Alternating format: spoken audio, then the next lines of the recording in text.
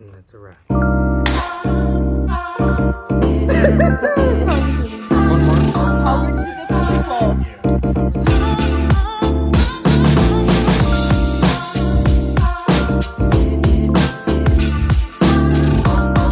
What made you want to do this project? Number one, I'd never done a film before. So I was like, okay, I'm gonna do a film. I'm gonna do my first, and it's gonna be with ISAIAH. So of course I was gonna do it. Also, Chavez. I feel like we're pretty similar in a lot of ways, and I think I wanted to explore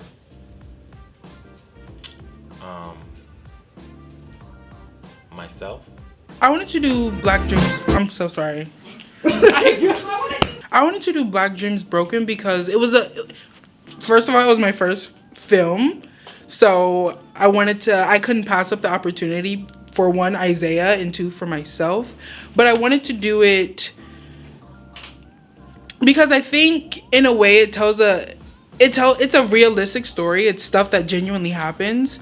So I think that the story following Javis and Sky is just it's really intimate and it's really special. And I just think it's a really good thing. Identifying what goals Javis had. What was his end goal? What were his... If he had everything that he wanted in the world, what would that be? Well, I wanted the opportunity to work with some more of my castmates that I normally wouldn't be able to work with until further on in my DePaul journey, but I also wanted to work with people in other majors, like obviously playwriting, and we have some film majors and sound majors, and I obviously just wanted to work with ISAIAH, but it seemed like a phenomenal opportunity, and I would never pass up a chance to make a piece of art that is gonna make a difference. You know, it was a fun 2 days. It was a long 2 days, so I'm excited. I'm excited to get some sleep, but I'm also excited to see how this turns out. I'm ready. When in the process were you hooked? I'm curious. I think we talked about it a little before, and when he first asked me, and I was intrigued. But then, you know, we had a meeting, and I really got interested in the project. So, but also, that first day of filming, we see all the lights, we see the set. That really, you got me there. I wanted to do Black Dreams Broken because I think that the story is really unique, and it's not something that you see a lot in current media, and that's why I became an artist, you know, to portray stories of people, of the underrepresented people who don't have their stories told that often. And this was the perfect opportunity to do this. ISAIAH is a wonderful, amazing, talented filmmaker, and I knew that going into this project, I would be given such a great, amazing opportunity to work with him and many other amazing, amazing people. And so it was almost a natural instinct to say yes. And I'm so glad that I made that decision. Film philosophy.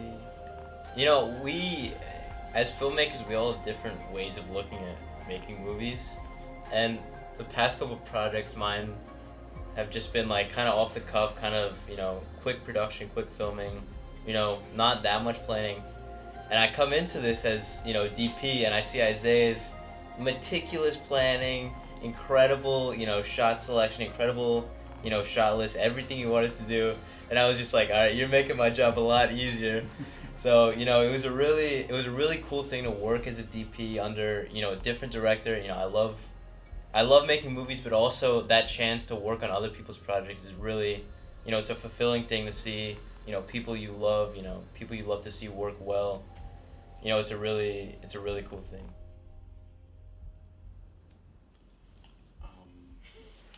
I think we messed up. I'm sorry, that come line fucks me up, and I'm gonna have to like.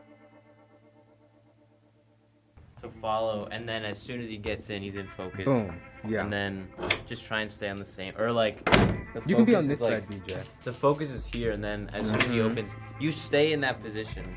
I think the interesting thing about this film is it shows, you know, how hard it is in reality to be a person of color, and in a creative industry, because you know, we all have times where, you know, nobody wants to see us, nobody wants to work with us, and then we have like slight glances at success, and then we look at everyone around us and like, you know, I want you to do well, but we're just different people.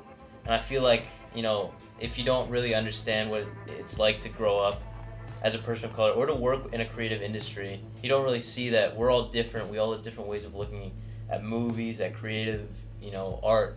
Where's me fucking coffee? Oh my god. So good. So good. I'm feeling really, really great about this entire process. What did you learn through the process about yourself as an actor, a person? Just how much, not to sound so conceited, just the amount of talent that I possess, the amount of power that I possess. Sorry. No, yeah. I just feel like what's at this core of this piece is the continuous undermining of Black power, of Black talent, Black joy, and I feel like with doing this piece, you kind of gain all of that back. It's a kind of reclamation that is so empowering, and it's just a healthy reminder of the true courage and range that you possess, that oftentimes navigating this world as a person of color, as a Black person specifically, you don't really realize just who you are, because the world constantly kind of beats you down for that. Although they have an entire history, Black media, Black culture has always been underrepresented. It's been very much overwhelmed by every other bits of the media. So I feel that with Black Dreams Broken, it can add just one of those, it can add a really good name to that list of short films that everyone can think about. It's hard being a person of color in this industry, but also it's a really important thing to fight for, to give more people opportunities, to really tell stories that no one has heard before. People should watch this film because it's a story about lives that aren't perfect, and lives with a lot of depth that reflect the real world. The real world that's based around people of color in the industry and the trials that they go through and what it may look like behind closed doors. I think my favorite part of the film is like when it's me and Jarvis, Nick, who plays Jarvis, and we're by the painting, by the painting table, and there apparently, I haven't seen the shot yet as of now, but apparently the shot is really cool, but the entire interaction between us was just so powerful, and I just, looking into each other's eyes, it just felt like, boom, we were two completely different people. It was so phenomenal. I had a conversation, with you before about, if you keep hearing stories told by white people, you're just gonna get bored of those same stories. So, it's important to see also incredible acting from these actors. Shout out to all of them. These, they really carried the project, and obviously to see ISAIAH as a director, as a filmmaker, it's really just, you should watch it just because of them. But it's also just a really powerful story. You're gonna come out of it feeling differently about life, so that's why you should watch this movie. Why should people watch this film? Because if you don't, you're anti-Black? Yikes! I'm not kidding. Because it's literally real life. Like, it's real fucking life. Everyone always wants different things from Black people in art. They want us to be something else. Do they want us to be something else? I think people want to see Black people doing something other than trauma, other than, violence being enacted upon our communities in film. I think we want something more. I think we want something completely different. And if you do want something like that, well, here it is. And I think for non-people of color, non-Black people watching this, it's just like a reassurance that our lives do matter, for like a lack of, not to bring it back to that, but like our lives are more than our trauma. Our lives are more than the shit that affects us. And even though we do kind of discuss our own trauma and the things that affect us in this, it's in a way that it's healing. It's so healing, even in the end when it doesn't feel like it is. It's so healing because it's just a reminder that there is somebody out there that is putting on work that is saying, hey, look at me, look at you, I see you, I feel you, I hear you, and so let me bring that voice to you. Favorite shot? Oh man. Moment.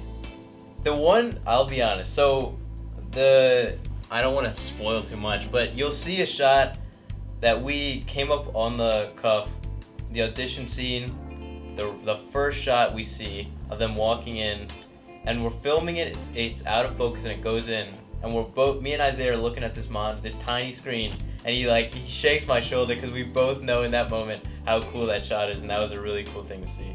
But the fallacy that being excellent can shield black people from racism and discrimination, that idea right there, the fact that that is a fallacy, that hit me.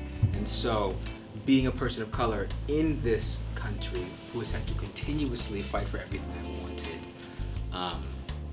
and capitalism making you feel like you're never doing enough, that's what made me write this as a playwright, as an actor, as a director, as a filmmaker, as a stage director. You feel as if sometimes you are not doing enough to reach those dreams, but you have to remind yourself that you are. Watch Black Dreams Broken now on all streaming platforms listed below. Thank you.